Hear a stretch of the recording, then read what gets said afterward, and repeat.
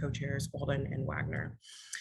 The Seattle Community Police Commission acknowledges that we are on the traditional land of the Coast Salish people, including the Muckleshoot, Suquamish, and Duwamish people, past and present. With humility, we recognize how much we benefit from living on their land and water. The Seattle Community Police Commission honors and lifts up these tribes. We hope that this acknowledgement will encourage authentic relationships with urban Native people and all Coast Salish tribes. Again, good morning, and I'll turn it over to the co-chairs. All right. Is Austin here? I'm here, Ronald. Okay. Good morning. Good morning. All right, then you're on, you doing the attendance? No, actually I'll handle that part. I think, Okay.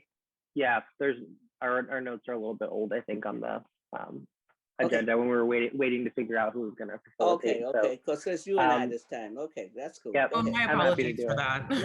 No. It was Recording stopped. It was a placeholder, so you're good, Shailene. Okay. All right, so we just heard that Austin's here. Recording in progress. Prachi? Present. Good morning. Reverend Hunter? Present. Great. Reverend Walden? Here.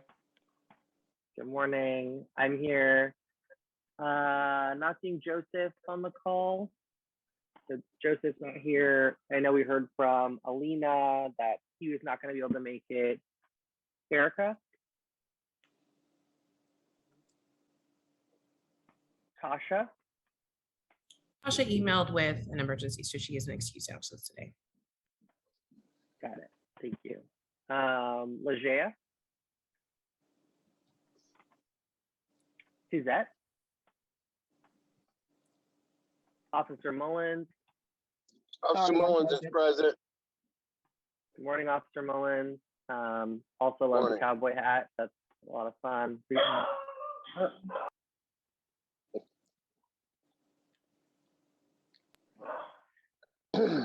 So do we have a quorum then? I believe we do. We have Joel with us, and Joel is our newest commissioner. All right. Good morning, Joe. Thank you. Yeah, good morning. Yeah. Good morning, Joel. I just paused for the dog. Sorry. So Joel, is this your first meeting with us? Is that right? Or did you shadow a previous one, or is this your first one? This is my first one. Oh, well, thank you. Yeah, well, welcome. Thank you. Welcome. Thank you. Yeah. We're very happy to have you. Yes, we are. I thank you. I would have loved to have shadowed in the last few weeks, but I just finished a 5-week trial yesterday. So I'm excited to be out of trial. I'm excited to be with you guys today. Excellent. All right. Thank you.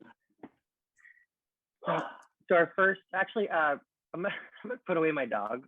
Reverend Walden, would you mind, or Shailene, helping with approving the minutes from the last meeting really quick, and then I'll jump back on in just a minute. All right, I'll just say, have you all had a chance to review the minutes from the last meeting? And if so, then and if it's not any change inside, someone would make a motion to accept the minutes as presented. Sure. I move that the minutes be accepted as presented. All right, thank you. Reverend Hunter, could you just start to ask about the agenda, because I want to make a motion and I can't make a motion as the chair. I have to step away from the chair to make a motion. So could you just ask about the agenda, because I want to make a motion for the agenda. Sure. Do you want me to carry through the motion for the minute? Yes. Okay, yes. I got to hit on myself. Is there a second? To receive the minutes? Oh, I'll second. Thank you. All those in favor, say aye. Aye. Aye. Any opposed?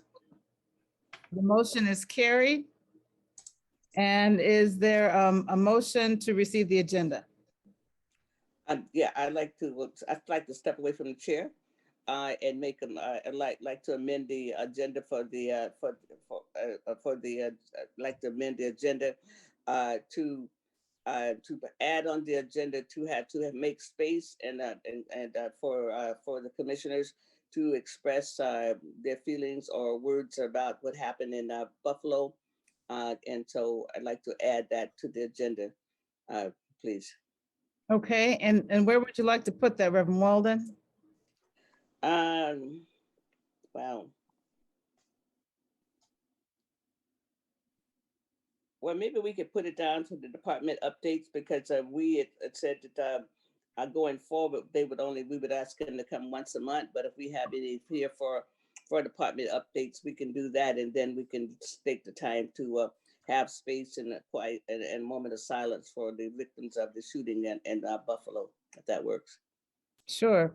So we'll have it somewhere around between 10 and 10:10.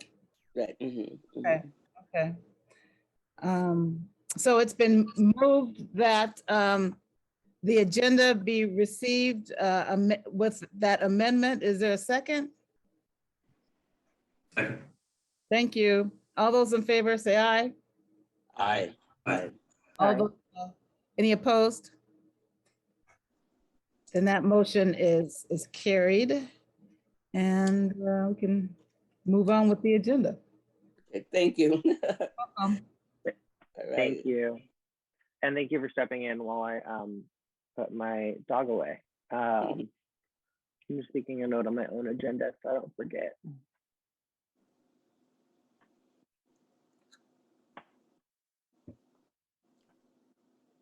Great. So the next thing on the agenda, now that our minutes and agenda have been approved, is an action item review.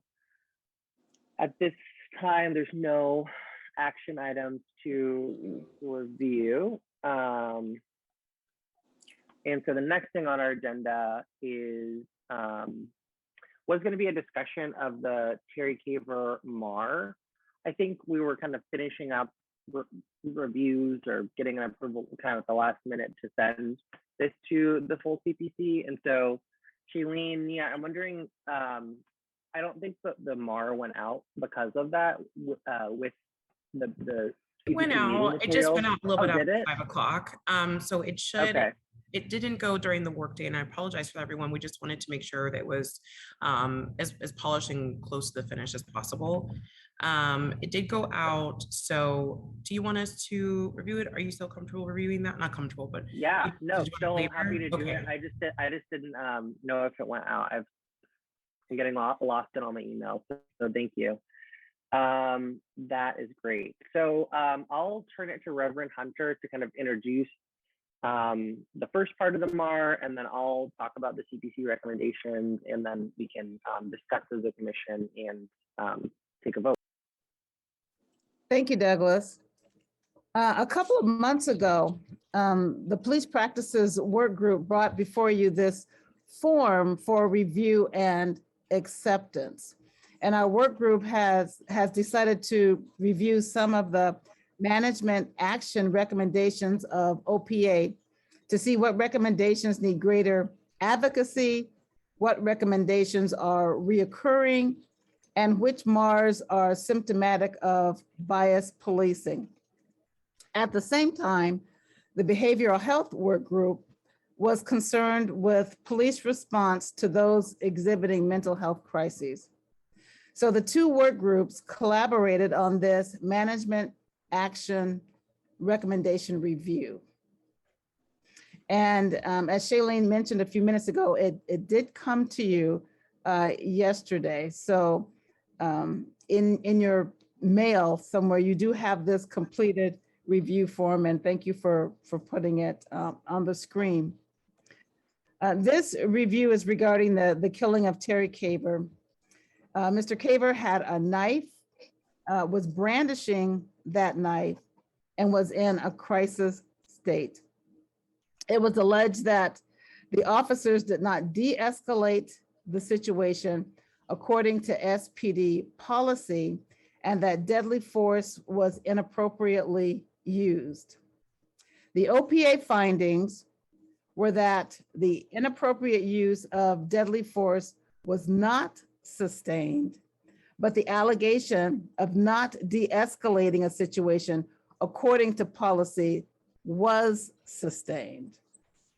OPA recommended several actions that are on this review form.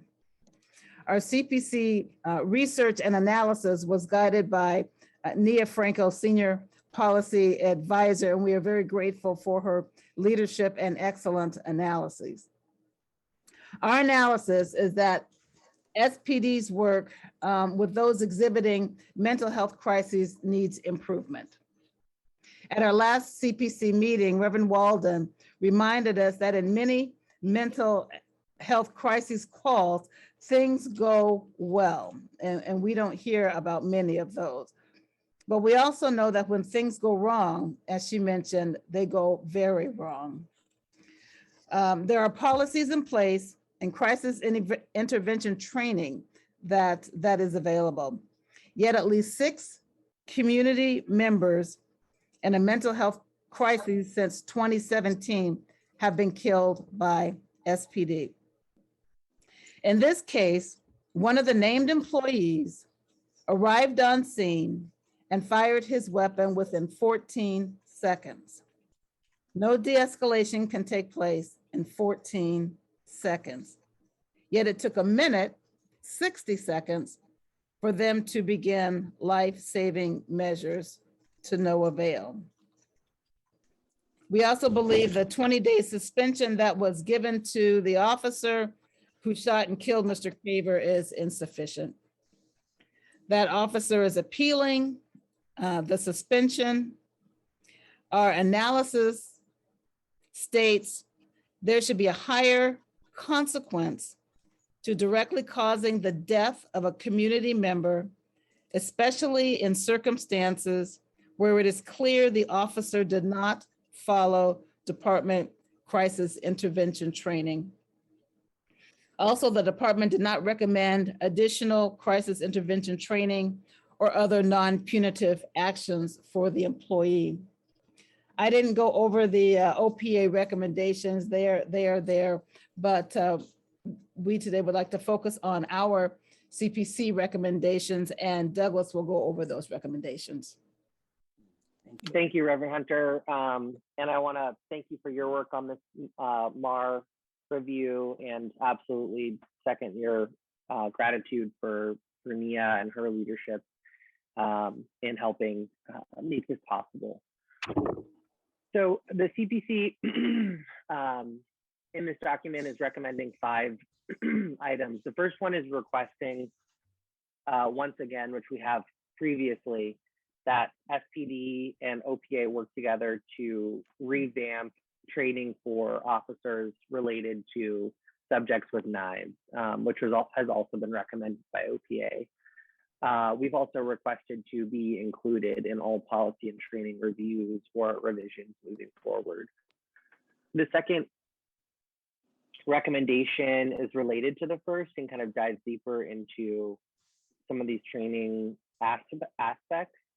In seeking to revamp SPD's training for subjects with knives, we're requesting that SPD should specifically look at cases that had mental health aspects and through de-escalation were successfully resolved in a peaceful manner where the person in crisis was not killed, and figure out what can be learned from those instances that can be applied to a training for future officers and future incidents.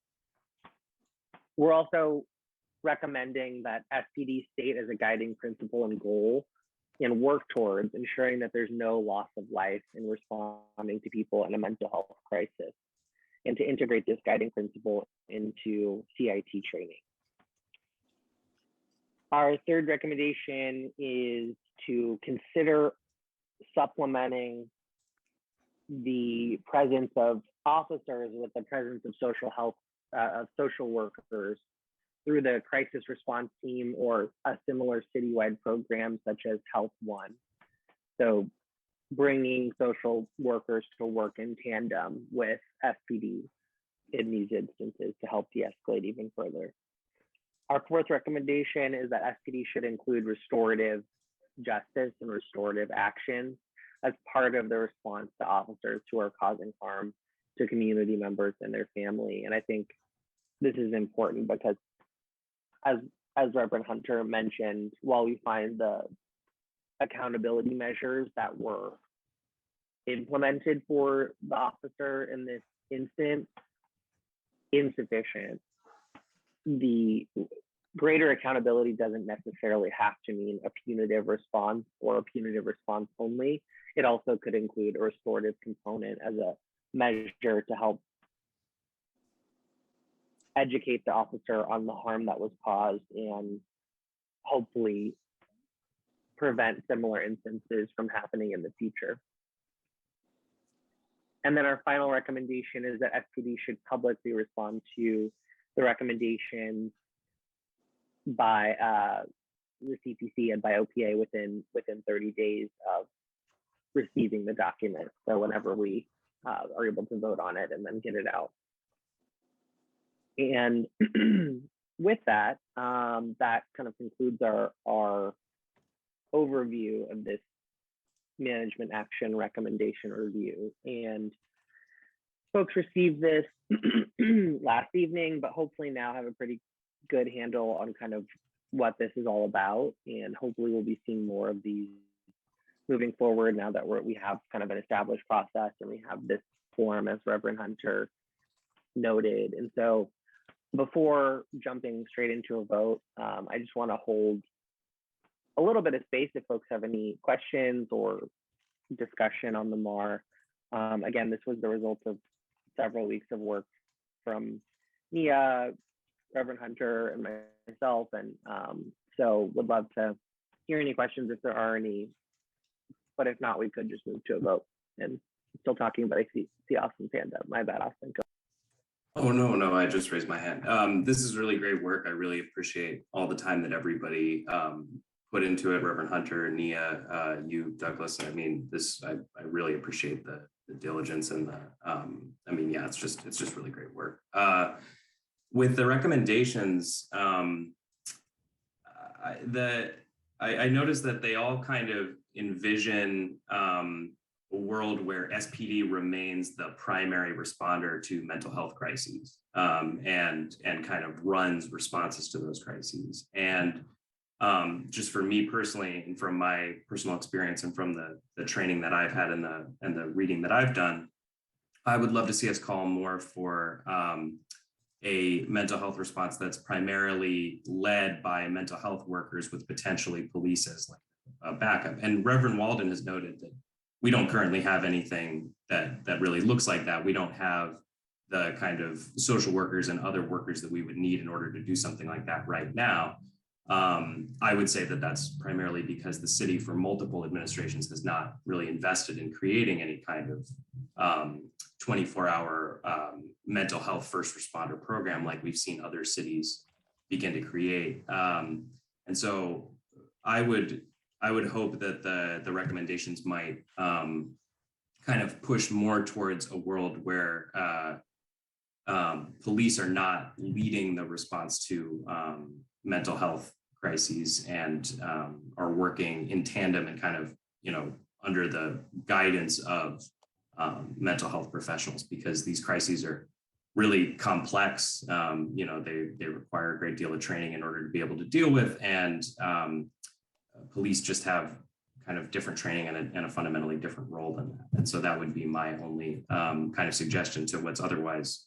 I don't want that to take away at all from the really hard work. And I recognize I'm really late to the party on this one too. So that's just my 2 cents on that. I wonder, oh, go ahead, Reverend Walden.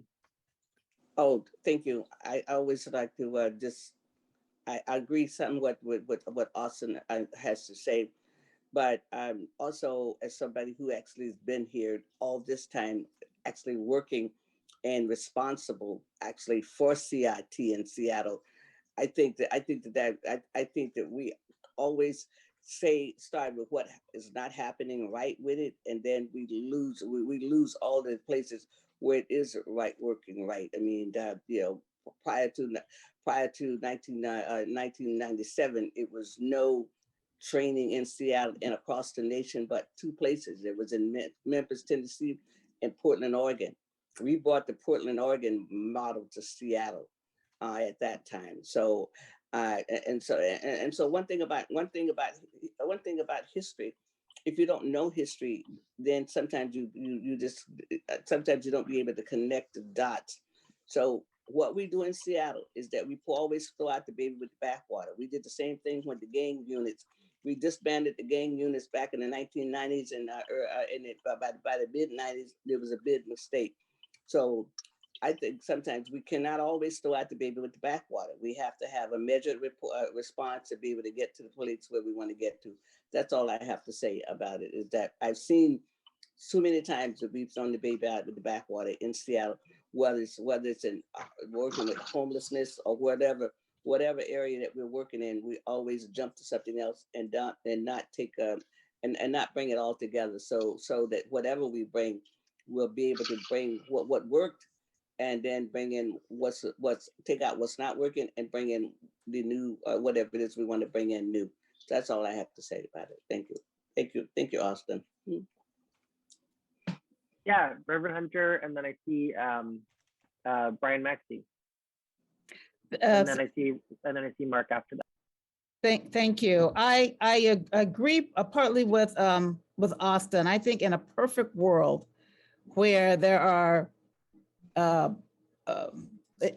enough hands on and on the ground to do the work with those in mental health crises, that first responders, when there are no weapons, certainly could be those individuals that those civilian folks that have that expertise in mental health training and really know how to de-escalate. I think that when a weapon is being brandished, that's a whole different ballgame. And then I think at that point that police need to be involved in some way.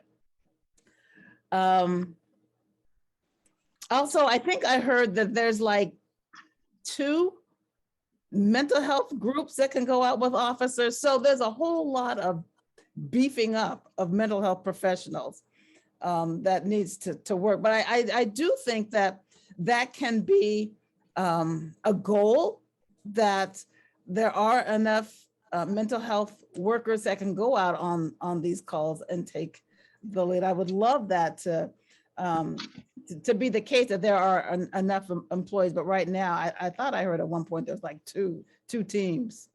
Okay, thank you. Thank you. So on the speakers list, it was Brian Maxey, Officer Mark Mullins, and then I saw Evan raise his hand. Hi, thank you. So on that last point, we do have crisis response teams that include mental health providers from DESC. Right now we have 5 funded positions. We have 4 that are actually filled. We have struggled to find additional mental health providers that are willing to do that body of work. We are very interested in expanding that. And just to put it into context, Denver, which has received a lot of attention recently, has 32 such units that deploy regularly. And what's really nice about those so-called co-responder models is that it does provide that operational flexibility. If this is a violent scene, the police can take the lead. If it turns out not to be, then the mental health provider can take the lead, with the police stepping back in more of a civil standby posture. So it's a pretty effective model. I appreciate the recommendations. I believe that many of them, well, I know many of them are already in flight. We already have rolled out both the e-learning on edge weapons, which we did collaborate with the CPC on. And we have, even today, our edge weapon training is running live, and officers are going through that, which does exactly what this recommendation calls for, which is scenario-based training and integrating past experiences to provide for better outcomes. I also really appreciate Reverend Walden's comments that, for the most part, we have 10,000 crisis contacts per year. Only a very, very small percentage of them involve any use of force, let alone high level or deadly force. And we do focus a lot, of course, as a learning exercise on the ones that did not, end the way we want them to end. But we can't lose sight of the successes that officers have every day. Just a last thing, just as we continue to explore these cases, I'm curious, just want to ensure that you have the full set of documents that we have in looking at this, including the FIT files, the Force Review Board review and findings. There's a whole host of documents that I don't know what historically you've been provided. Some of these would have to be in a redacted form, but I think gives you the full flavor of the depth of our investigations. So I think there's an opportunity to further collaborate and discuss these cases.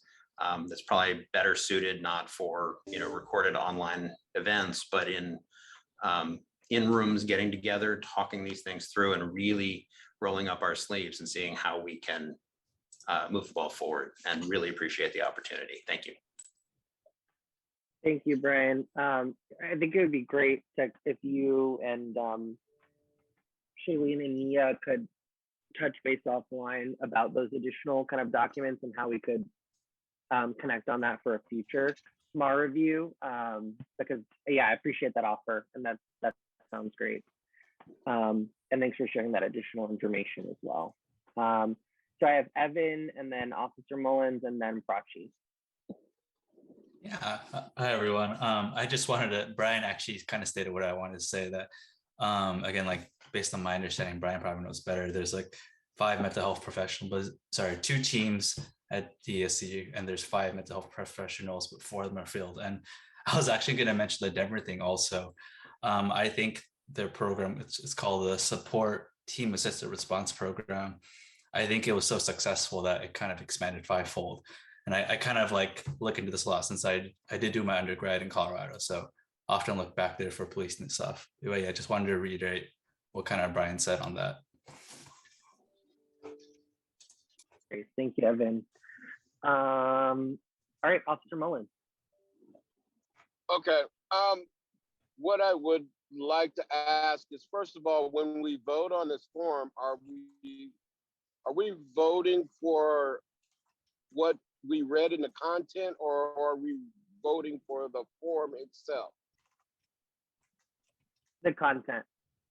Because the CPC voted on the form itself, like the structure of the form, a few months ago. Okay. So another question I have is, when you read that an officer responded in 14 seconds, that an officer fired in 14 seconds, is that an automatic judgment that he did not respond correctly?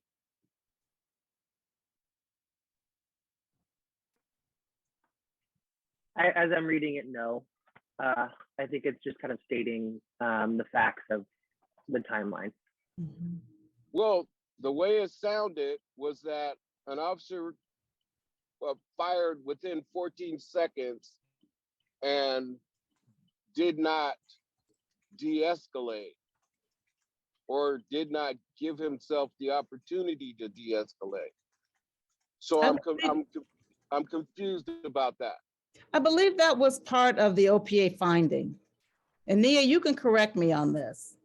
No, you're correct. They didn't, it happened very quickly. They didn't give themselves like space and time as they've been trained. I'm sorry, I'm driving and I lost the connection. Can you repeat that, please? Sure. So that 14-second piece of our discussion in this document actually comes from the OPA closed case assessment. So essentially it's because there's more context to it. So in the way that the officers pulled up, they only had like that 14 seconds before they had to react to what they perceived to be happening. So it's an argument about not allowing space and time when you're dealing with someone who has a weapon and is in crisis. I understand. Okay, that makes it clearer. Thank you. I appreciate it. No worries. Thank you, Officer Mullen.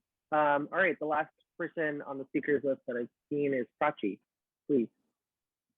Thank you so much. And I really appreciate all of the work that went into this review and the recommendations. So definitely want to highlight the fact that obviously it took a lot of time and thought and kind of a thoughtful response. One of the things that I was reflecting on as Brian was speaking is that it appears as though it does appear as though there is a desire identified by the fact that these positions are out there, having these positions in terms of kind of the response that is out there. It does seem like that weighs in favor of including this as a recommendation, because what Austin said is a recommendation, because it seems like that would only be supportive of kind of the growth of that kind of response that it looks like SPD is interesting in having, but perhaps if we add our voice to that response, perhaps they will have more staffing, perhaps they will have more resources in order to be able to engage in that way. And so to me, it seemed like moving in that direction certainly wouldn't hurt, but in fact would only kind of bolster what looks like a favorable desire or a desire by SPD to respond using these teams. And so that was kind of my reflection as people were speaking, which is that I understand resources are low, but if we lend our voice to this, resources could increase in terms of addressing this kind of response, as well as, I think someone had identified the fact that there are, it's possible that if you have like a small team or rigorous team, still would have an impact because so many of the calls that they're getting are of a different kind of nature than the kind that we were talking about here. So yeah, just wanted to add that. Thank you.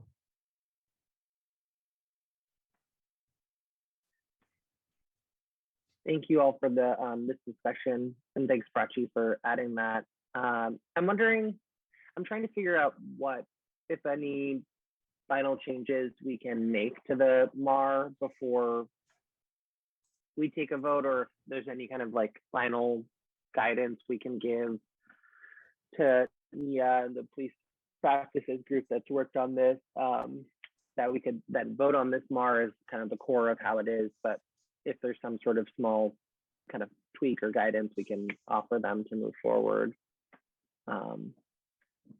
Officer Mullen?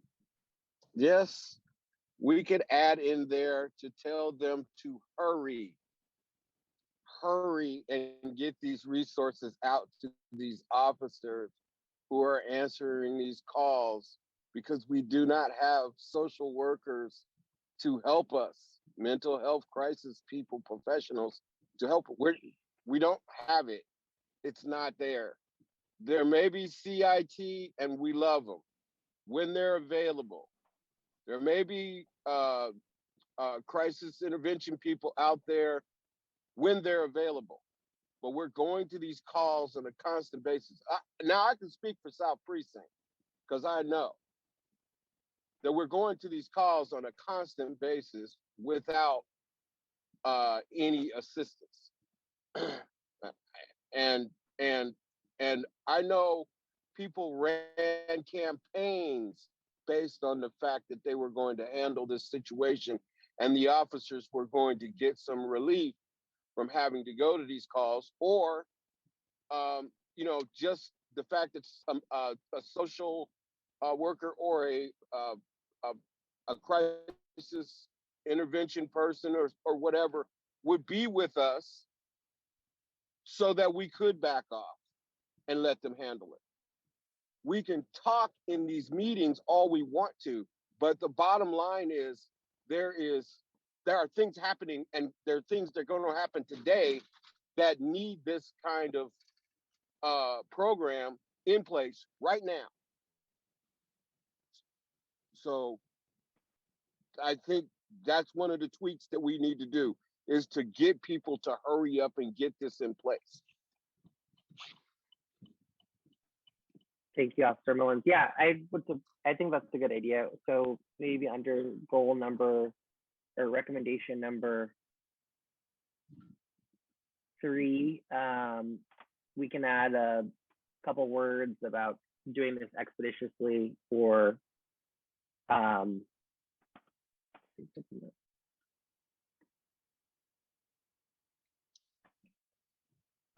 yeah, I mean, in addition to saying expeditiously, maybe adding a line to just indicating that SPD said that they're supportive of having more social workers and that, city council is really the one that needs to act on funding this pretty quickly. And Officer Mullins, I'll come back to you in a second. I have got new hands from Malik, Reverend Walden, and then I saw one from Austin.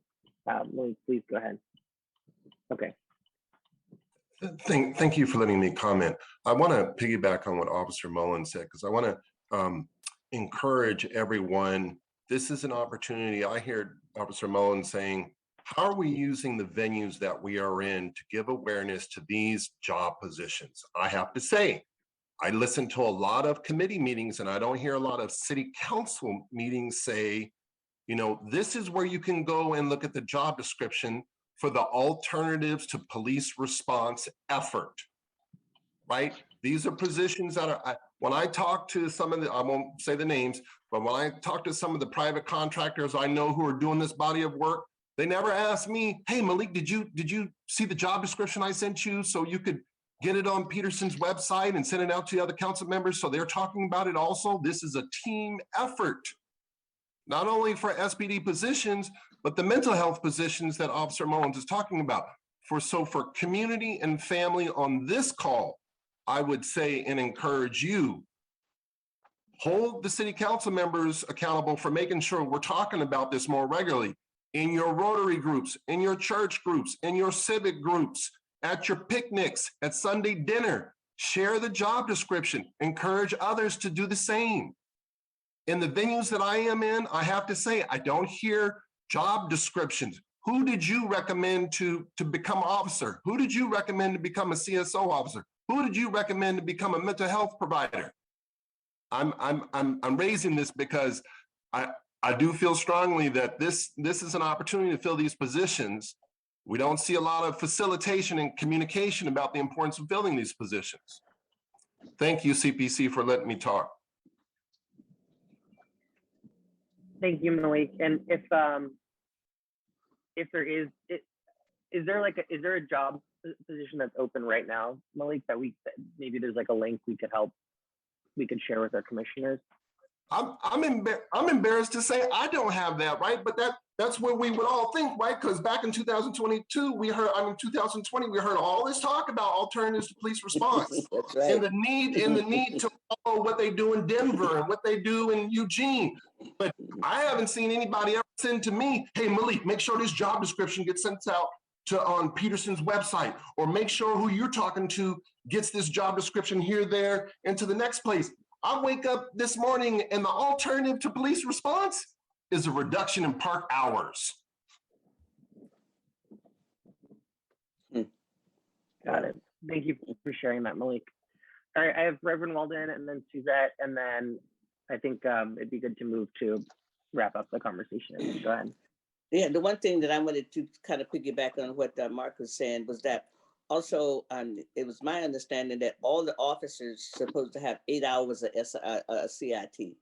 That came down through the consent decree.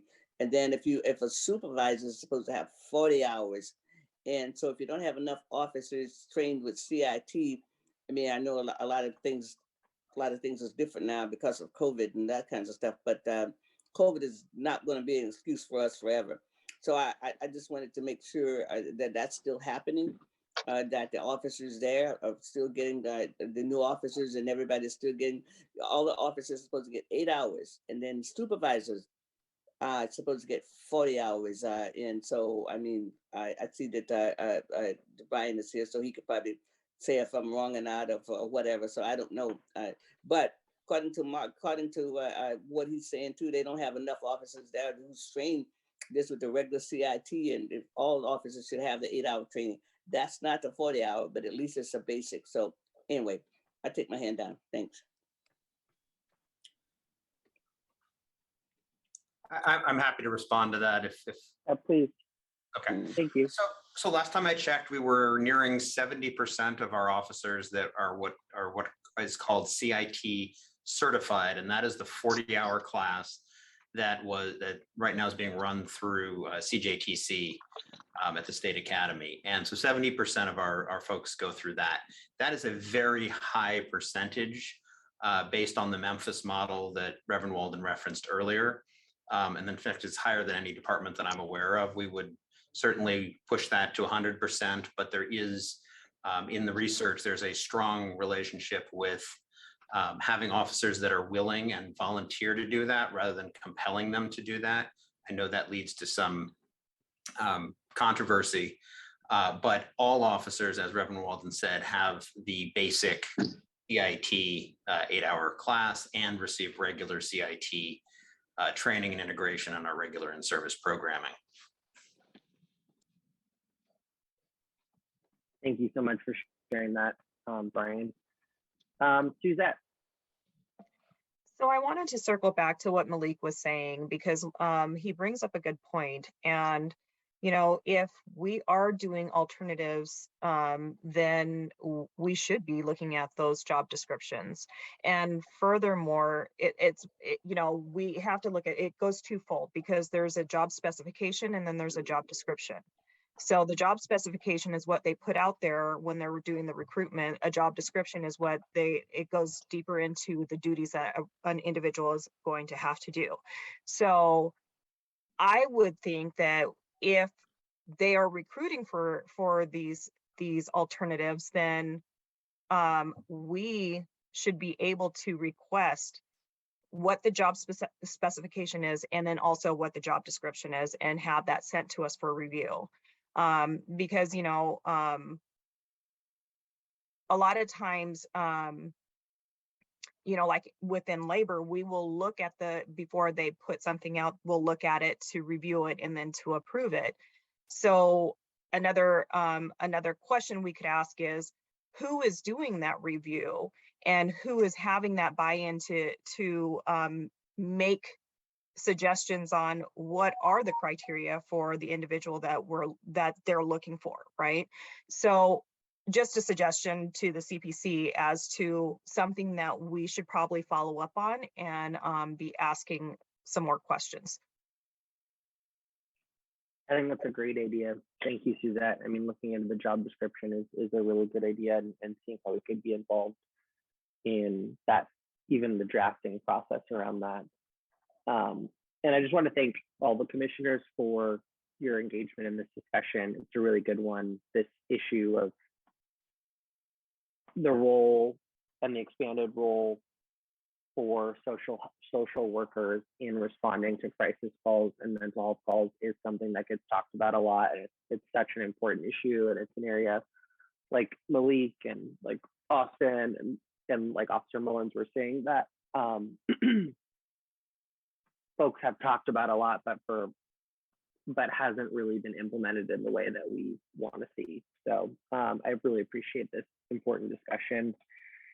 And so I think it would be great if we could go ahead and take a vote on this, Mar, so we can go ahead and close it out with the addition of the direction to Nia, and I'm certainly happy to help Nia with this, adding a line in there about how on recommendation 3 that we would like to see these social worker programs funded expeditiously and rolled out quickly, or as quickly as possible in the city. And so with that, I'm wondering if I could get, Prachi, go ahead. Yeah, sorry. I guess one suggestion that I had, just given that there's been fairly robust and I think good and interesting conversation around the recommendations, is whether I completely understand, like, there's a lot of work that went into this, like we want to move things forward, absolutely. I wonder, however, whether we might want to just take a beat and kind of talk a little bit more about like what has been raised during this conversation, see how we can more formally include it in the recommendation, since it's, we're talking about these other programs. I think it would be good to find out a little bit more about those. The issues that Officer Mullins raised, I think, are really good. The issues that Brian raised, I think, are also really good. Just across the board, I think the conversation has been robust enough that like we might want to add a little bit more content into the recommendation. So just putting that on the table. So certainly open to it. In listening to everyone who's kind of speaking, the through line that I kind of heard was that folks want more social workers and to supplement responses to mental health and crisis calls, and that those positions need to be funded through city council, and that city council should move quickly to do that. And so I wonder, Prachi, kind of like which aspect do you kind of feel like is missing based on the discussion that was had specifically for this MAR? Because certainly the broader issues, we could talk more about it at a separate time at a future CPC meeting, or figure out another way to kind of do a deeper dive or make further policy recommendations. But I'm wondering, are there other, because there might just be stuff that I missed, like is there something that other than saying that these positions should be funded and rolled out quickly, is there other stuff that's kind of missing in the report that happened in the conversation today? Yeah, no, I think that those are definitely the highlights. I think that, I guess one of the things that I'm picking up on is that, kind of thematically, it's if this is something that's important to the CPC, then we should probably be kind of, uplifting that at every opportunity. And to me, it seems like this is one of those opportunities, right? And again, right, like there's been kind of reference to a lot of these different kinds of programs that are kind of out there, and it's possible that we want to dive into those programs a little bit more to see whether or not there's something about the way that they're running, their success, that we would also want to include in terms of the recommendations. So just kind of wanted to put that on the table, since it seems like there is appetite for this as a response and recommendation.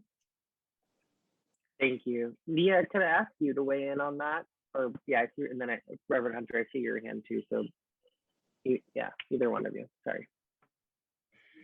I'll defer to Reverend Hunter first. Oh, well, Douglas, I like your recommendation of moving this recommendation forward. Right. Adding the language in there about more social workers, additional CIT trainers, city council funding. And we can put that in there, but I really would like to move this forward. I do think at a future CPC meeting that we can have more conversation about job description, what is the responsibility for distributing job announcements and the funding, but I don't see those conversations needing to happen before we can move on this recommendation. Right. I agree. Right. Okay. I agree with Reverend Hunter's assessment and what you were saying earlier, Douglas. Adding in that line or those lines about expediting this and making sure that City Council is funding this as it comes through, I think that's perfect. I think that really punches up recommendation 3. So I'm happy to do that. Okay. And Prachi, I want to respect the point you made. So I'm wondering, is this a process you can like live with for now, that we can then continue to revisit these ideas after this recommendation moves forward?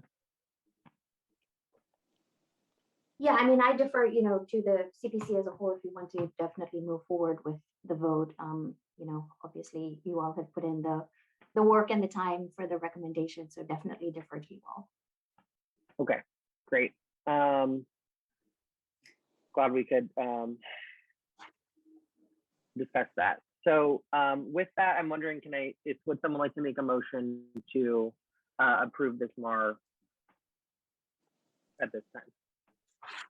Sure. I move that the CPC accept the management action recommendation reviews and adding in the language about expediting social workers and funding for the positions. Thank you, Reverend Hunter. Is there a second? I'll second. Thank you, Suzette. All in favor, say aye. Aye. Aye. Aye. Any opposed? Any abstentions? I'm going to abstain just to see what the changes end up being. I totally understand the level of work that everybody put in, and I really respect it. I just, you know, I would feel more comfortable voting affirmatively for something when I see the finished product. But I completely understand the decision that everyone's making. Okay. Well, thank you, everyone. The motion moves forward. Appreciate everyone's discussion and attention and engagement on this issue. So the next item on our agenda is a community conversation regarding stop and frisk. I might need a little help setting this up, but we've received some, the CPC received some emails recently from community members who are concerned about possible stop and frisk practices happening in the Little Saigon area. And related to this, or kind of by way of context, in the past couple months, the city, county, and federal government have partnered for a kind of hotspot policing effort in Little Saigon with the intention of addressing some of the alleged criminal activity that's been occurring in that area. And after that occurred in Little Saigon, the CPC received several letters from members of the community who have concerns around the policing practices that took place there and disproportionate and potentially biased practices related to certain members of the community, if I'm capturing that correctly. And I apologize if I'm misstating anyone's words or certainly their experience. So in response to that, we kind of briefly discussed kind of how to move forward and how to uplift the experience of the broader community, including the folks who've reached out to us really in Little Saigon. And so we wanted to bring this conversation to the CPC and discuss how folks, what ideas folks have for how we could move forward, with one idea being that we could hold a separate community engagement meeting, a special community engagement meeting sometime in the next month that's specifically focused on this issue and hold space for anyone who'd like to come and discuss their experience and would be a platform to uplift those experiences. So I'll pause there and open the floor to commissioners and see how that idea resonates with folks and what other ideas folks have about how we could kind of move forward here in a good way.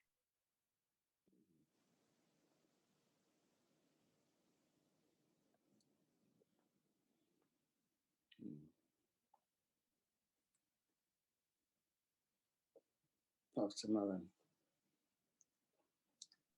Please, Officer Mullen. Okay, so can I ask if do you have in front of you like specific complaints? Like, I don't need a whole full-blown thing, but just one or two comments or complaints about, I'm assuming this is 12th and Jackson. Yeah, it is. That's what I'm assuming. Correct. Okay.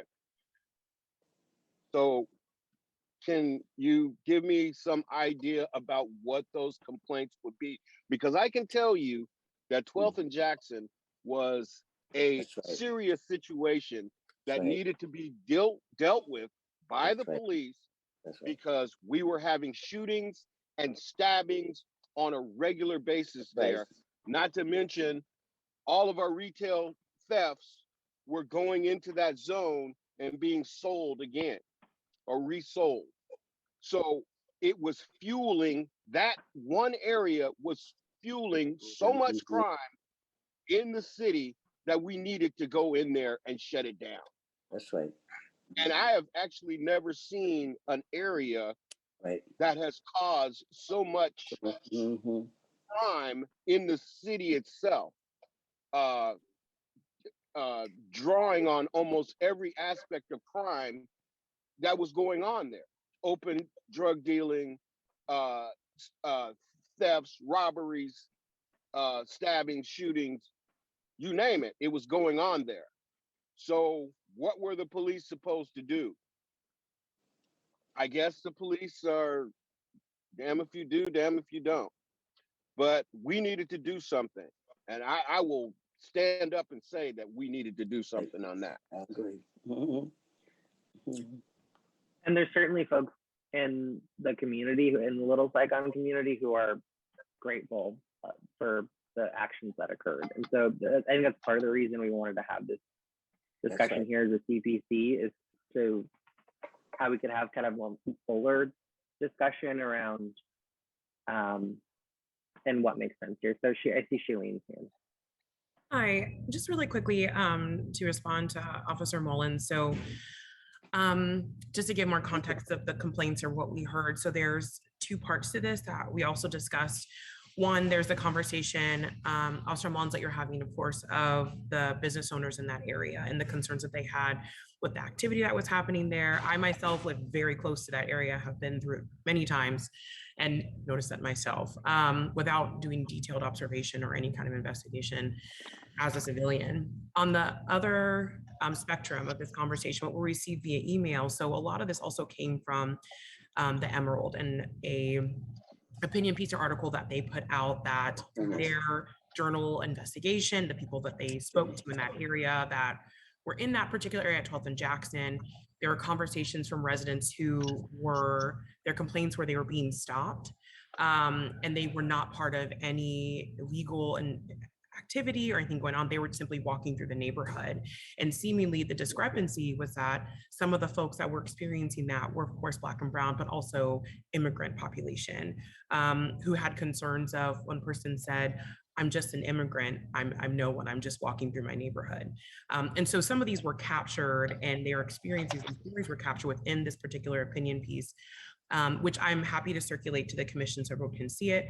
And then also what Doug was relating to was that some of the commissioners and staff, including myself, what we received was essentially a sorts of an email campaign from concerned community members. And it was very similar language. So Officer Mullins was also happy to forward one of those emails. I will omit the person that sent it, but what I can send is the body of that email to everyone. So you can take a look and see exactly what we saw. I received about 8 or 10 of these emails.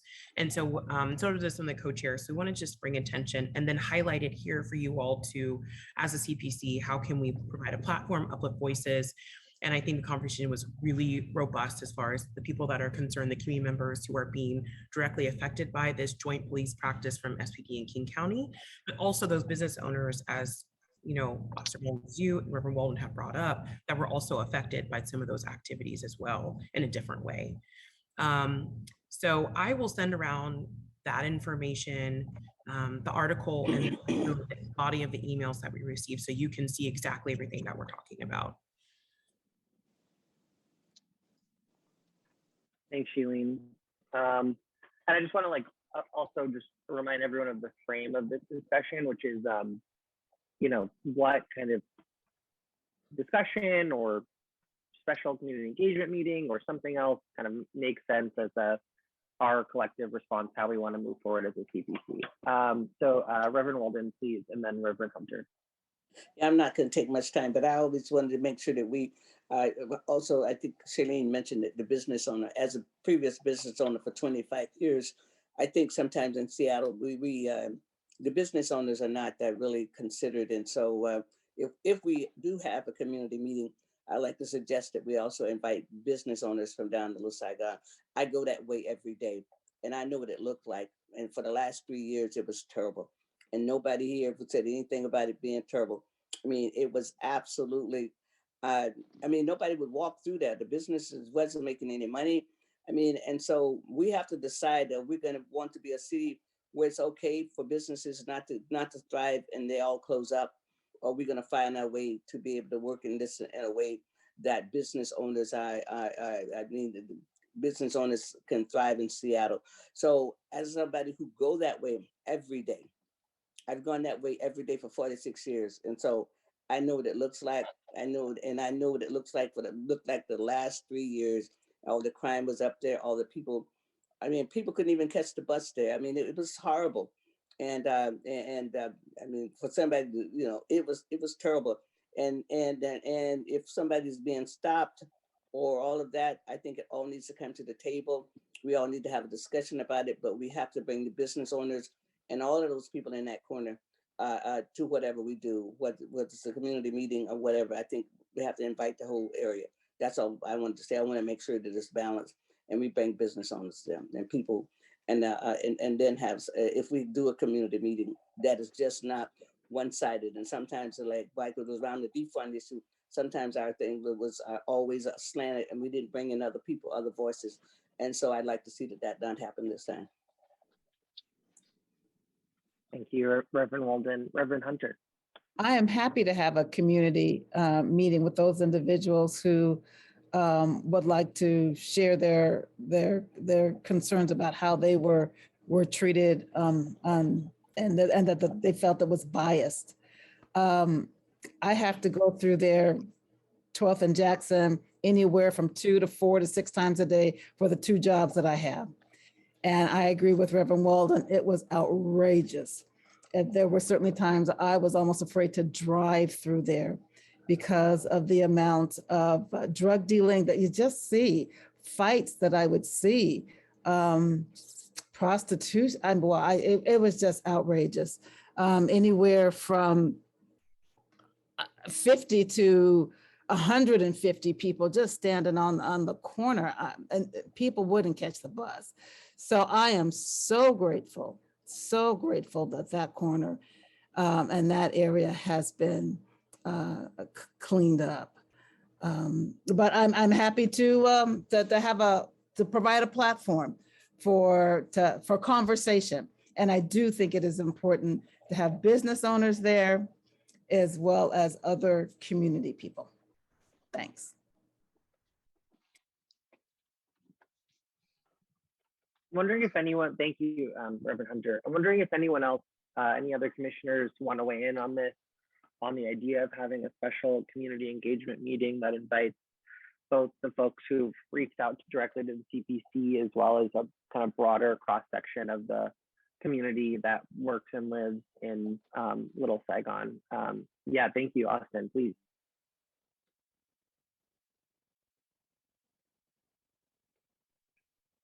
Austin, I see your hand up. I don't know if that's an inadvertent hand, but if you'd like to speak, please go ahead. Yeah, thank you. I agree with Reverend Walden and Reverend Hunter about having a meeting. I just had a quick question. I couldn't remember.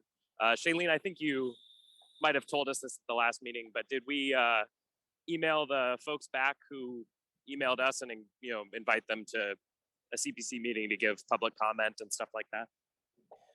And I apologize for that. No, so I think what we decided, and this could just be my own mind revising history, was making sure we had intentional email with those folks that emailed us, inviting them to whatever meeting was designated for this particular conversation, as well as then, so it was more an organized effort of business owners, the folks that emailed us, if we could reach out to people who are, social services that service that area in Little Saigon, folks that would have been in that area to get as many voices, diverse voices at the table. So that was like next steps after this particular conversation with you all today.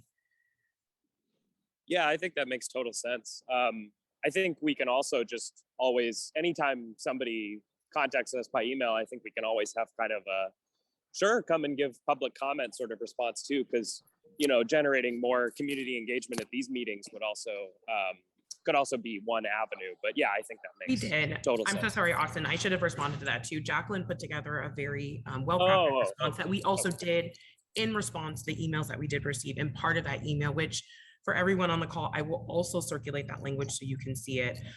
It was also very responsive and inviting folks, please, everyone is welcome to our public comment. Please come to our meetings. And then the comment of we will think through how to move forward, which is why we're here today. So I'll forward all that language to you also. You are all aware and it's very transparent what we're doing behind the scenes on staff side.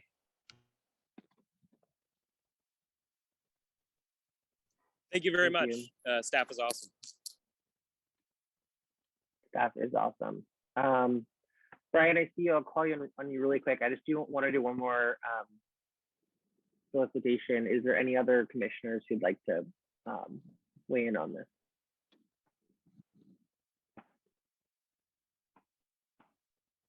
Missed on the call. I still see Suzette, Joel, Prachi. No worries if not. I'll weigh Okay, in. Brian. Oh, please, Suzette. I think that it's a good idea to listen to the community, and again, part of the community are the business owners, and so we need to make sure that we are inviting full scopes of the community. So it's a diverse population, and we're hearing from all sides. Thanks, Suzette. Prachi, did I see a hand or no? Yeah, I mean, I agree that, we should have a meeting. I think it would be definitely a good idea to kind of prioritize people who came to us affirmatively and highlighted the concerns that they were seeing and experiencing, especially since, in theory, kind of what they were trying to do is, come to us as kind of a problem-solving body, and a body that they thought, would be protective of kind of the concerns that they are seeing. So I definitely think it would be helpful to have a meeting in which kind of their voices are uplifted and their experiences are uplifted. And it looks like some of the responses that have been going out by staff to them are kind of doing that and generating that. So I appreciate it. Thank you, Prachi. That's really helpful. Thanks for weighing in. All right, Brian, and then I think I'll wrap this up. I think I'm getting a consensus for how we want to move forward. Please, Brian, go ahead. I just wanted to speak very briefly from a policy and training level, because what I'm hearing is a balancing of concerns about what businesses and people in the community experience with the vast increase of crime on one hand, and then on the other hand, I hear concerns about allegations about the police approach to stop and frisk. Stop and frisk is something that Seattle Police, we do not have a policy to do that. We actually discourage officers from engaging in any assumption that a stop is necessarily coupled with a frisk. Our policy requires individual determinations about the legal thresholds for each separately, and for each one of those to be articulated. So the basis for the stop has to be stated, and the basis for any frisk, which the only basis for a frisk is that there's a reasonable belief this person is presently armed and dangerous under state law. So, I just read the opinion piece, and if these anecdotes are true, there are policy violations here.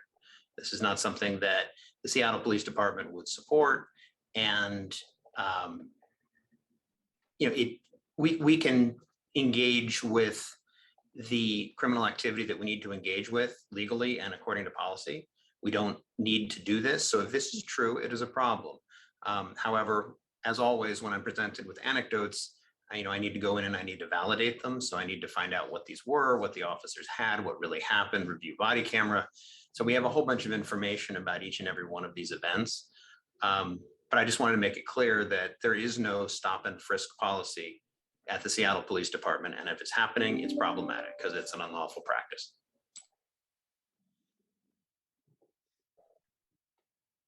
Thank you.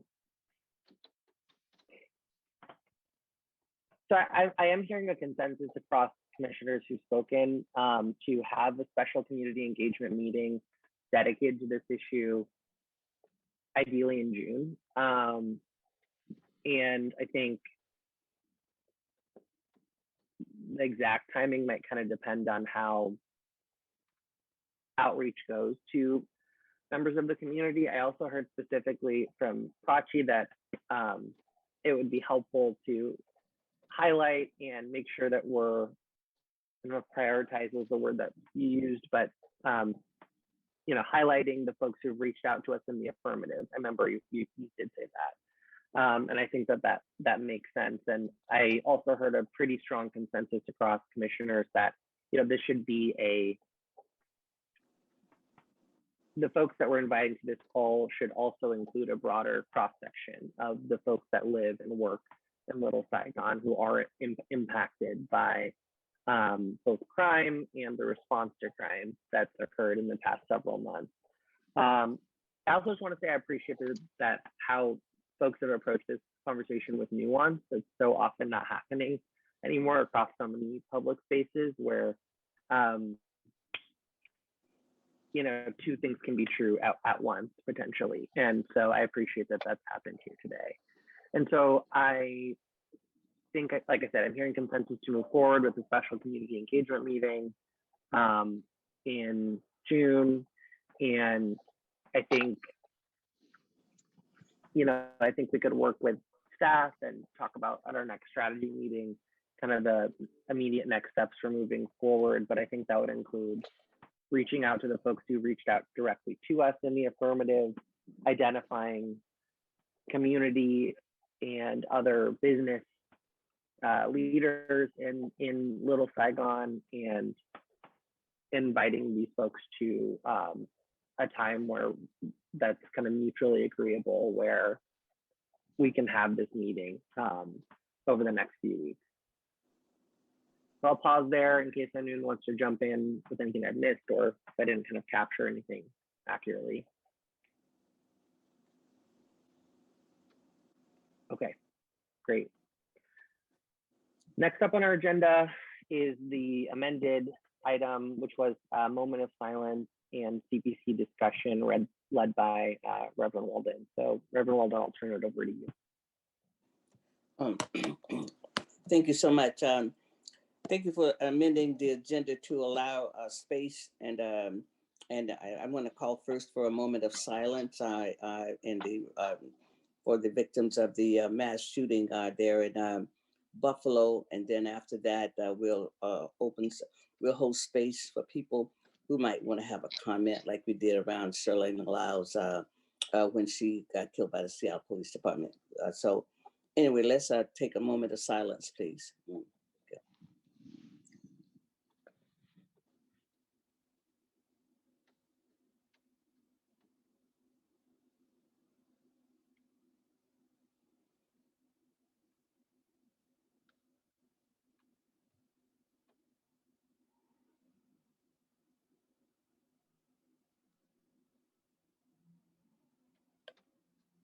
Thank you. And I'd like to open up the space, open up our time here that we have for any commissioners or people on the line who might want to just have a comment. I think I'll have my comment, and then I won't have another comment until we close it up. But I felt the need to do this because if it had been another type of event, it'd be a lot of people out demonstrating, and most of the people got shot was elderly, and I'm one of those elderly people now, gotten to be one of them. So I felt that it was really important for us to hold space here for people who might want to have a comment. And thank you for your generosity and spirit to be able to allow this. Thank you.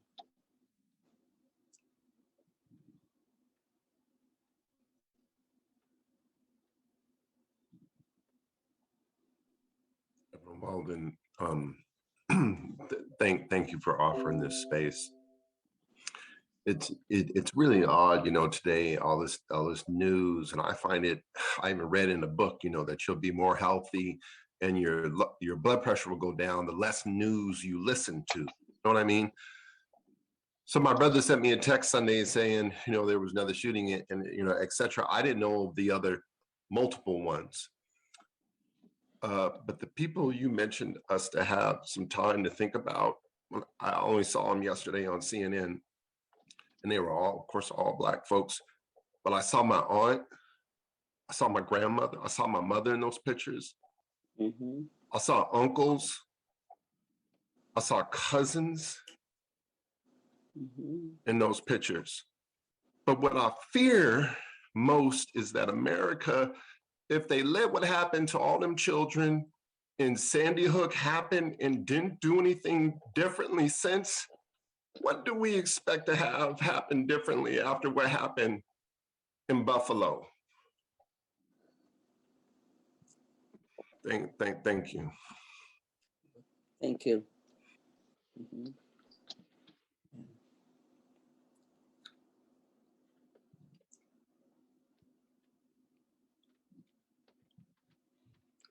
Officer Mullen. This last shooting really hit home for me because my basic assignment is a grocery store parking lot. I work at Safeway in the parking lot. I work at Ross's Dress for Less.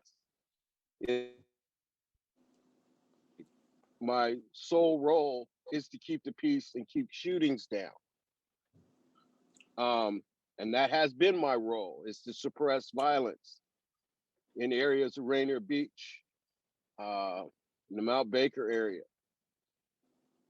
So when this happened, it chilled me because there was a retired officer who was working as a security guard at that venue who was shot and killed after trying to stop this gentleman from going on his rampage.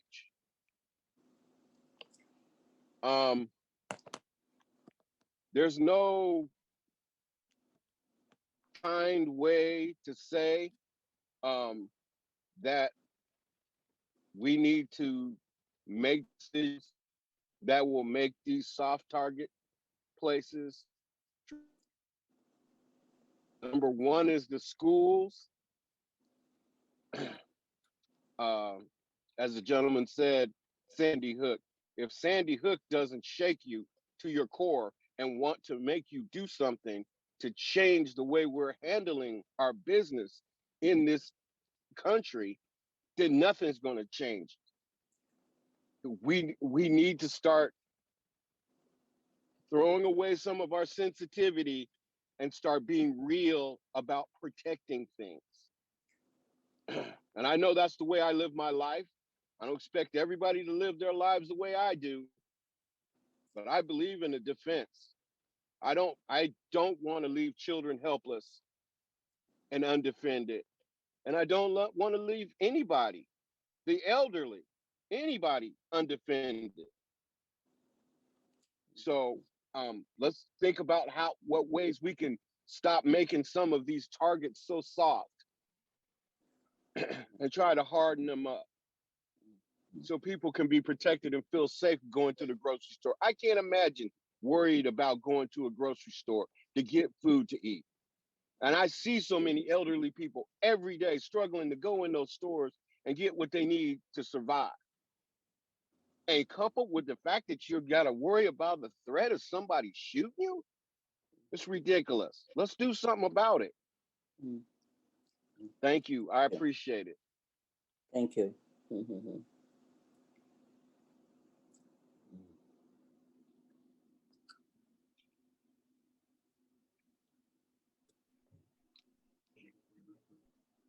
Well, I have my hand up, so I'll just go ahead and. Oh, I didn't see it. I didn't see it, Reverend Hunter. Thank you. That's okay. Just jump on in. Okay, okay.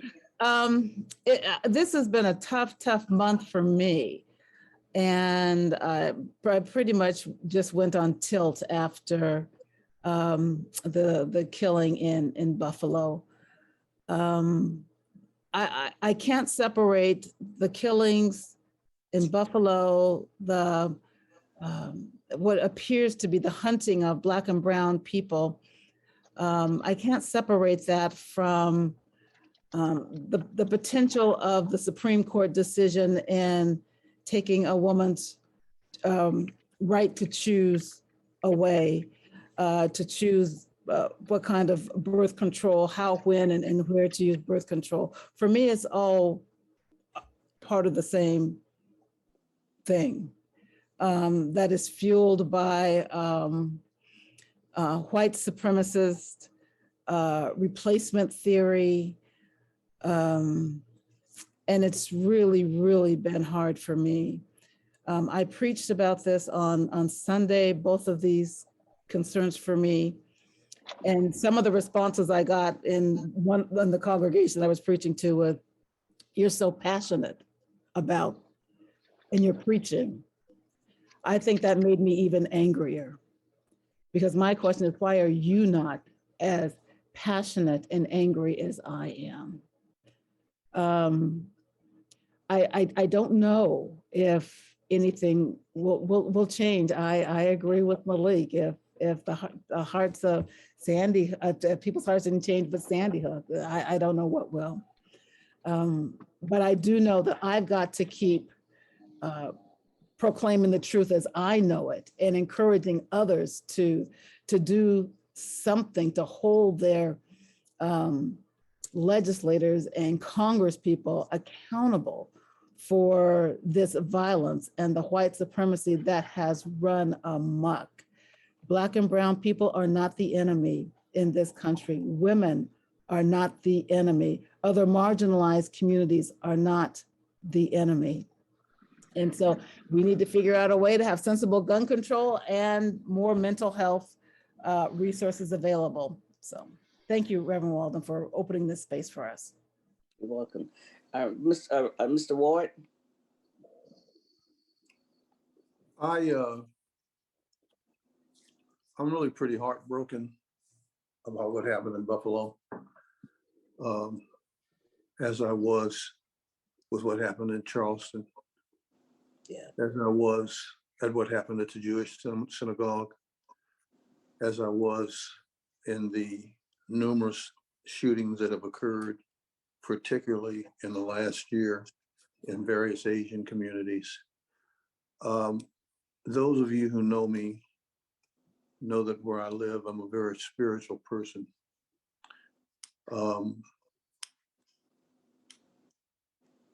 Fallible as I am, I try to walk with the divine, and the beliefs that I have formed in that regard. There is one belief, however, that I cannot ascribe to. I am not a turn the cheek kind of guy. I believe in self-defense. It has been clear for a long time that we have a cadre of white supremacists, domestic terrorists in this country who are devoted to creating a civil war, a racial civil war. That's right. If we devoted half the resources that we are currently giving to Ukraine in their righteous fight against a form of national terrorism against their country, to the domestic terrorism that threatens the very foundations and stability of this country, we would only be doing what we should be doing. That is spiritual. That is a form of accountability. This continues because we, who pay the bills, continue to allow it to continue.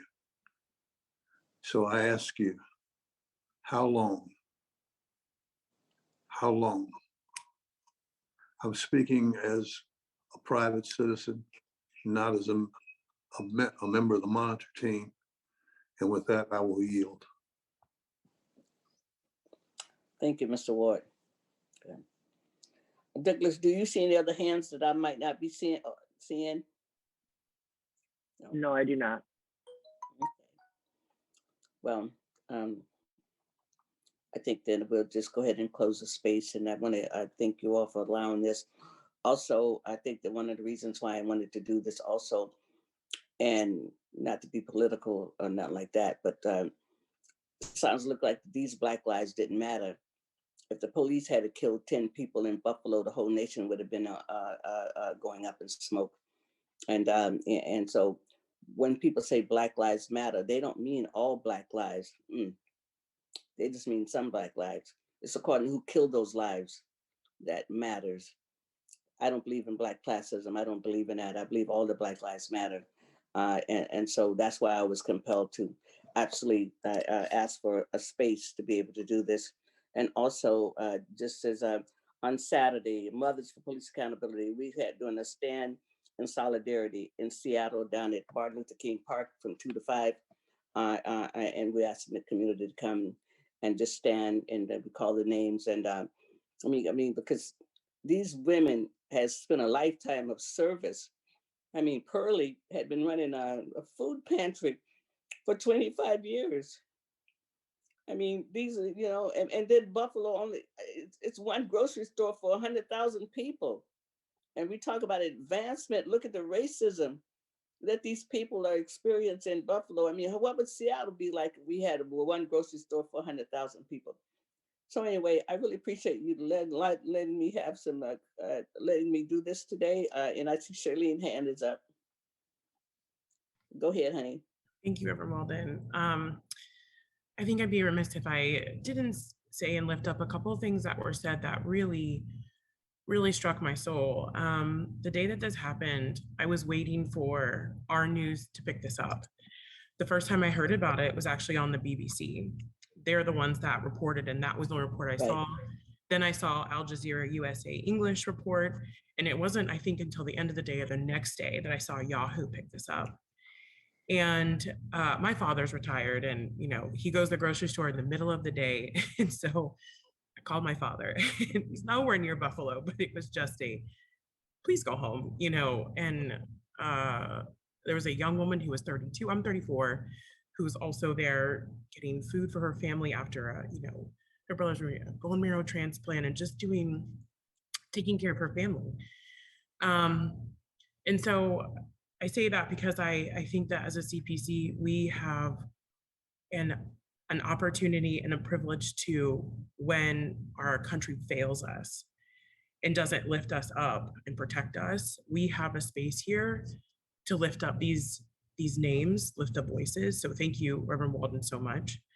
And I want to reiterate what Officer Mullen said, that the officer that was working there as a security guard, as reports state, actually saw this terrorist and in the days leading up to, and actually told him to leave the premises, and then did everything he could in his power to stop him. And so I wanted to lift up his name. His name was Officer Aaron Salter Jr. And just all of these folks were pillars of our community that perished. But I wanted to lift up the officer, our heroes that are proactive and preventative and go down fighting for us. And I'm very thankful for all of you and for having this space. And I'm heartbroken that we have these conversations still, and that we still have to go back to the Sandy Hook conversation of young children, and knowing that doesn't care, that's why it took almost a day for all of the news syndicates to pick up this story and to talk about it. And I still receive more of the information from independent journalists of what actually happened in their stories. I get a lot of, and some interesting information on the 911 call that happened from one of the people in the store and they were hung up on. And so some of this also from a policing angle, we will always look at as staff. And I want to offer, we are also here as your support. Some of us are feeling this a little bit extra today in the days that have happened. And we've had our own conversations and moments. But I appreciate my community that is on this call, who are lifting up and taking more emotional strength to speak. It is powerful and it keeps a lot of us going. And I have nothing but like honor and respect for those of you who are here and doing that work. But thank you so much, Malik, Reverend Hunter, Officer Mullins, Ron, just thank you so much. And you have so much love.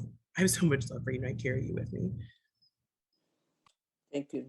Welcome. Thank you. All right.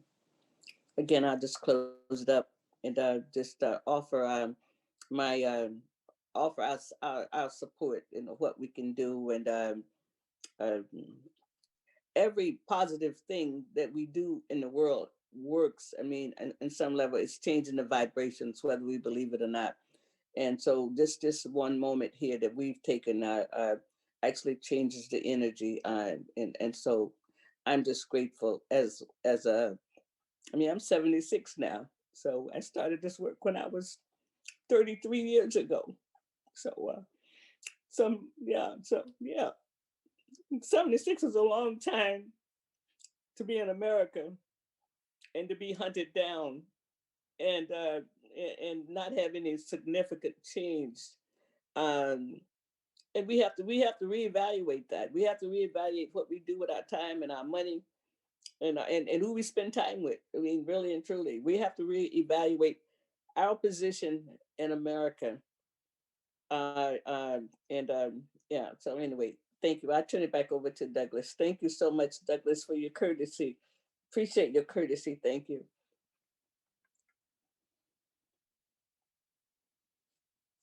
Thank you, Reverend Walden, for holding space for everyone and for your courage and vulnerability and sharing and talking about this.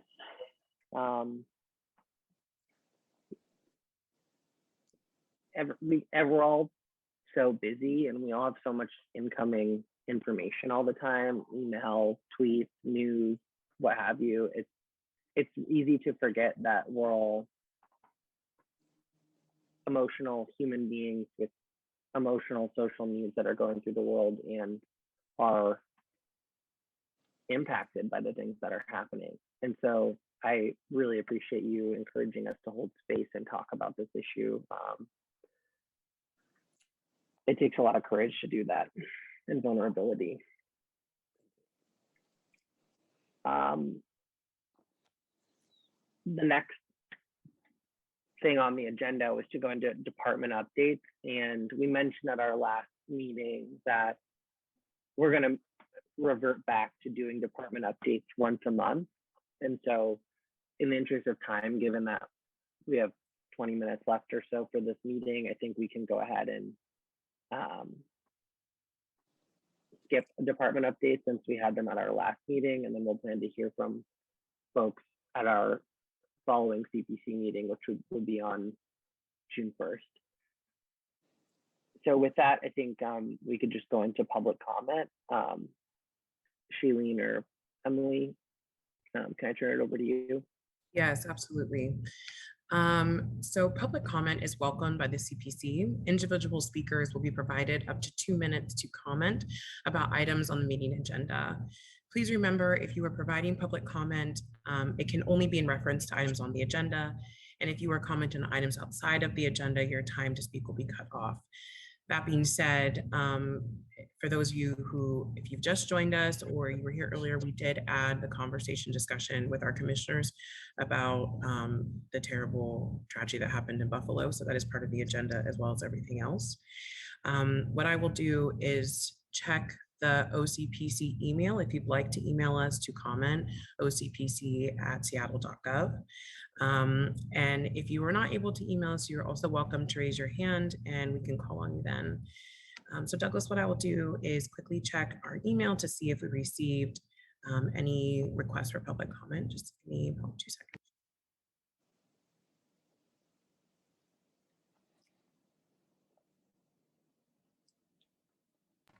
Okay, thank you, Emily. Emily checked. We do not have any requests via email for public comment. Do we have anyone in the attendees list that wish to give public comment today?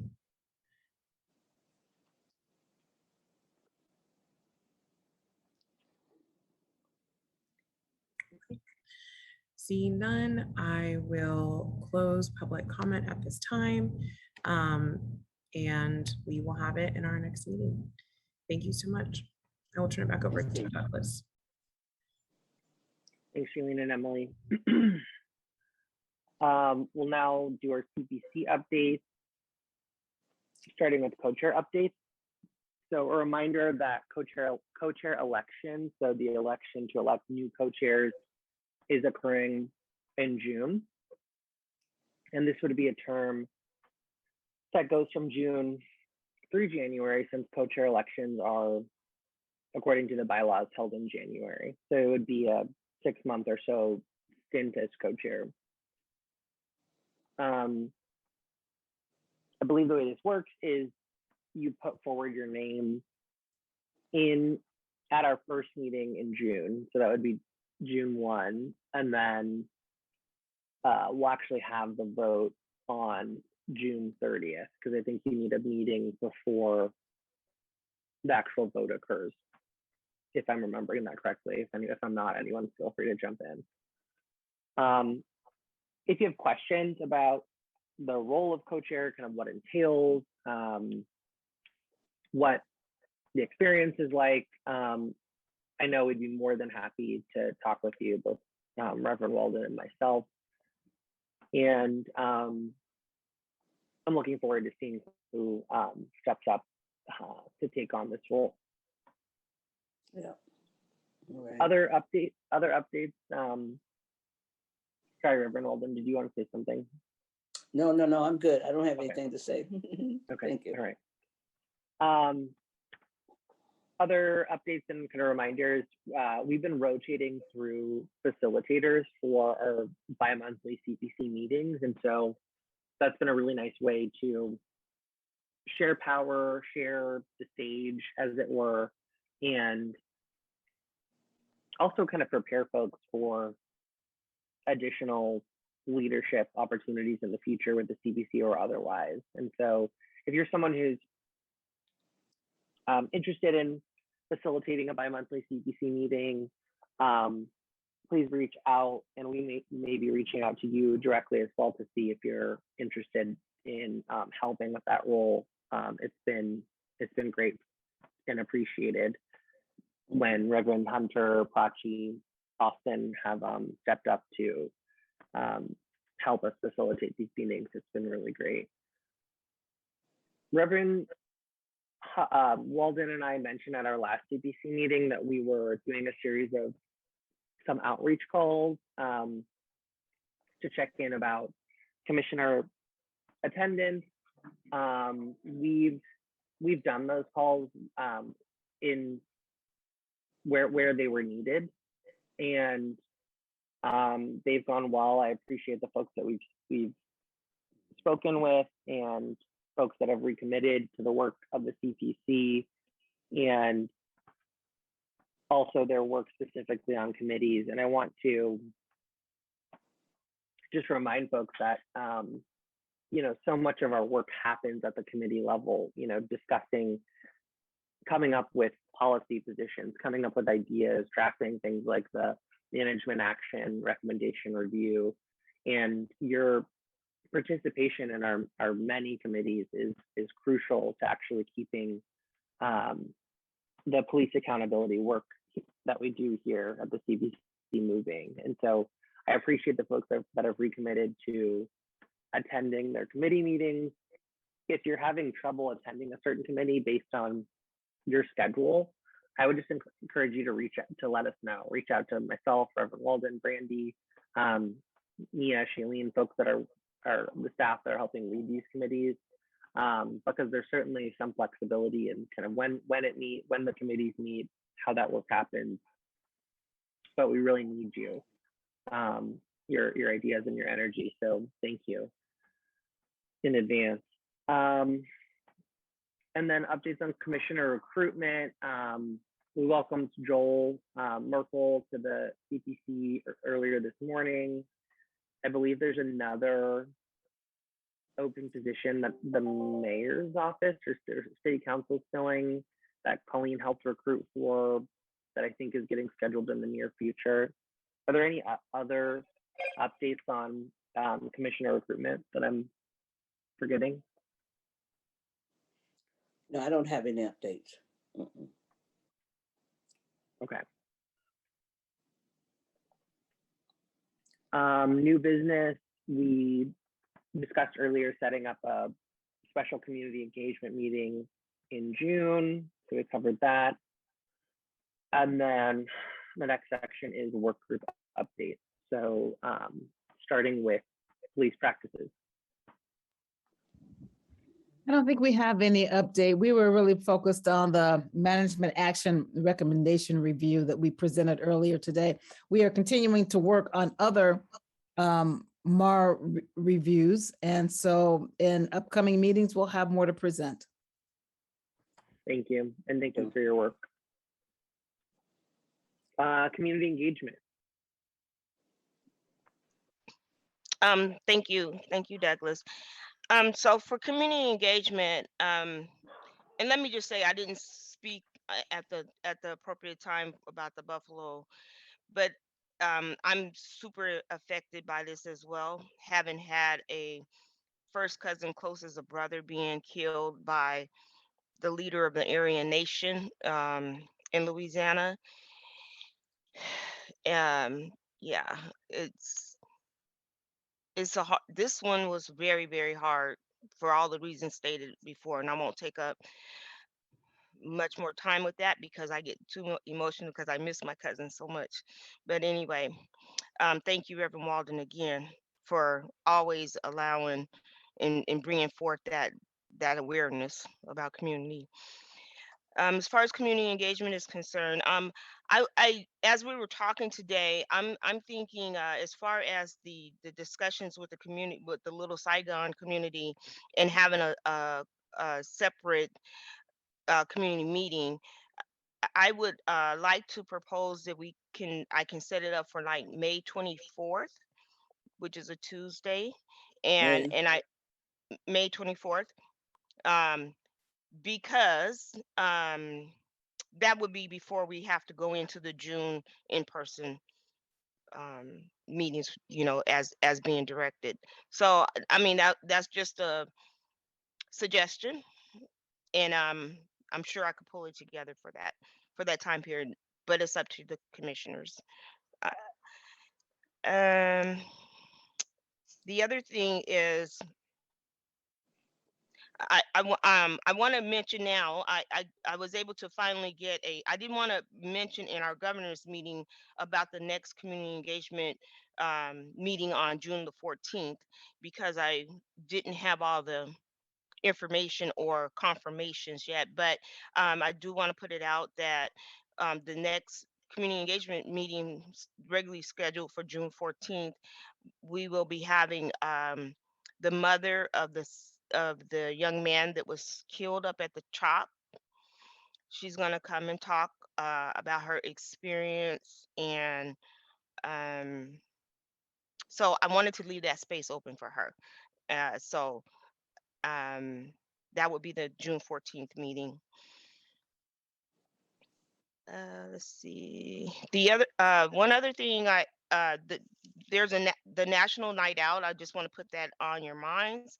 It's always the first Tuesday of August every summer, and I know some people think that that's a police event, but it's a national night out where neighborhoods, communities all over the nation sign up, and they get a permit to close down the street. But the most important piece of this particular event is that coming out of the house and getting to know your neighbors with however you want to set it up. I've seen some really amazing setups in different neighborhoods, but just to sit out and get to know your neighbors, that's the main thing, and that's a lot of the conversations we've been having about neighbors getting to connect and get pulling together to build stronger communities within your own neighborhood. So if you are interested, I do ask that you register. If you would like for me to assist with that, I'm happy to. But by registering to the national database, it allows record keeping, and it allows other neighbors in the neighborhood to know where they can participate. So and I think it'll be a good thing, whether we do it, we can sign up to do it as a commission or each one, but I do encourage you to please at least look at it, and I can send out more information about that. I think that was basically all I have. Mm. Any questions? No. Douglas, we're up against time. We need to ask to extend the time and ask the community, ask the commissioners to, if they could extend at least 10 minutes, at least to 10:10, what is that, 11:10 for our meeting, or 11:05, so we can get an agreement, because we're running up against the time. I think we'll be able to wrap up because we have 9 more minutes, right? Okay, that's fine. Yeah. That's fine. Okay. And May 24th, you'll let me know. Well, I think, we don't have so another, this we don't is have my another 2 meeting, cents, but I think May 24th feels a little too soon. Soon, I do too. To invite other people to the meeting, it right? is, Like we might be able to set it up by May 24th, but I think, asking people to kind of save space on their calendar, the folks who reach out to us, potential business members, I think it might be difficult for them to be able to get it on their calendars and by May 24th. So maybe that's a discussion that could be had by staff, or I'm happy to weigh in offline, but my kind of instinct is that May 24th is going to be a little too soon to ask people to come to the meeting. So that June might make more sense. And we've had community we've had engagements, events in the past, 2 in 1 month. So we could, so June would probably be better for us. The second and the fourth Tuesday in June would probably be best for us. Yeah. All right. So we just have 3 more committees to get updates on. State legislative agenda. Hi. So for state legislative agenda, last week, I believe it was, we participated in the CE meeting. We gave our basically our overview of what we had done in the 2022 legislative session. So that was a really good opportunity to connect with community about that. Next, what we're focusing on is looking at what we will be doing in the off season. So with us kind of having to reconstitute the work group and looking at different times for meeting. Once we get that squared away, we'll start looking at more of more local issues and also start preparing for the next legislative session. So that is the SLA update. And I think complaint and appeals is next, so I can do that one as well. For complaint and appeals, we have a meeting next week. In that meeting, we'll be discussing potential funding mechanisms for compensating community members who are able to join us in that work group for their time. We're also hoping that in the next couple of months, either June, July, hopefully not August, hopefully before then, we'll be able to come to the full commission with the plan that we've established for moving forward with that work group and starting that work up. And I think behavioral health is next, and I can start that and then toss it over to Shailene for an update on the op-ed. So for behavioral health, the last part of the Terry Caver work plan that we put together all those months ago was actually the MAR that you all voted on today. So as of today, we have officially wrapped that work plan for the Terry Caver case. So now what we'll be doing is we'll be taking a look at the work plan that we had established for the work group at its outset and looking to see where we'll be moving to next. And I will toss it over to Shailene for an update on the behavioral health op-ed. Thank you, Nia. Amazing work as always. If I don't say it, I feel bad. Amazing work from Nia Franco as always for the work group and her support. So behavioral health op-ed, we've had conversations about our op-ed before. Previously, we were shopping that around and there was like kind of tepid waters about it. So Jacqueline Wu, who's our communications advisor, was talking about having a shift in what we would add to that op-ed. And so I'm really kind of excited about, because the conversation we were having earlier and the addition to the Terry Caper Bar about resources, social workers, and, and expeditiously advancing those resources from city council to support officers. A lot of the language that we're talking about in the op-ed revision is really about resources and where resources for SE should be allocated when we're talking about mental health, those in crises, and the folks that would support officers in those efforts. So what I come here to say is that we are also, Jacqueline right now, who's really heading the charge for that op-ed and reshopping it and also doing the revisions, is out on vacation this week, but she has an incredible communications plan to revise the op-ed and then how we would put this out into the public. So the conversation will be had again when she returns from vacation, but I'm excited to have that conversation here with you all, and then we can all have a discussion about it. So right now there is a small pin in it while she's taking a much needed reprieve and vacation, and then we'll come back in our next meeting, we will have conversation about that and then more discussion. And that's it for behavioral health. And for the work groups, and so I'll turn it back over to you, Douglas. Thank you. So I just wanted to flag too. Go ahead. I thought it was my understanding that we had already did some work on that on the op-ed, so it could go out for the mental health month. And this is the mental health month. Yeah. And I thought that when she got back, it would be going out, because we just kind of went back to the original that I think Douglas did some he did his nice edits on it, and the idea was to get it out for this month. So I could be wrong. I think Reverend Walden, you're Yeah. actually correct. And it's just that Jacqueline's out. And then when she turns, I think that was the conversation of wrapping that in with mental health month and awareness. I think it's just not the conversation of a vote. It's more of like, here's kind of what's going on. That's right. I just want people to keep people hanging. We are moving on it. We're just waiting to return, but it's going to be great. Thank you for that, Reverend Walden. I appreciate that. You're welcome. Thank you. Excellent.